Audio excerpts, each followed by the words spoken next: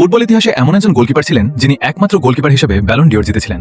তার বিরুদ্ধে গোল করা যেন অসম্ভব একটি মিশন ছিল। এমনকি কোনো স্ট্রাইকারের সামনে যদি সেরা অ্যাঙ্গেল আর পুরোপুরি খোলা গোলও থাকতো, তবুও তিনি ঠিক সময় সামনে চলে আসতেন। মনে হতো তিনি যেন গোল পোস্টের প্রতিটি কোণ ঢেকে রেখেছেন। এমনও মনে হতো বল যেন কোনো অদ্ভুত শক্তির টানে তার দিকেই চলে আসে। শট যতই শক্তিশালী হোক বা যতই নিখুঁত হোক, তাতে কোনো পার্থক্য পড়তো না, কারণ তিনি অবিশ্বাস্য সহজতায় প্রতিটি বলের কাছে পৌঁছে যেতেন। ফলে আক্রমণ ভাগের খেলোয়াড়রাই নিজেদের ওপর আস্থা হারিয়ে ফেলতেন। তাকে হারানোর জন্য সবাই সব ধরনের চেষ্টা করেছিল, জোরালো শট, নিচু শট, বাঁক নেওয়া শট, এমনকি উঁচু বলও, কিন্তু কোনো কিছুই কাজ করেনি। তিনি জুতা থেকে শুরু করে টুপি পর্যন্ত পুরো কালো পোশাক পরতেন।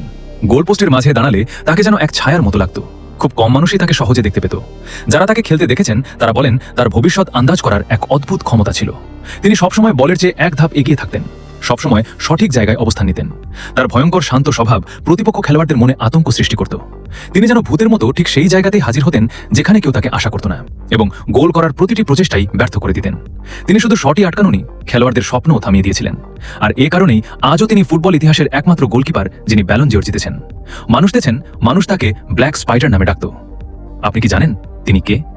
উত্তর, লেভ ইয়াশিন।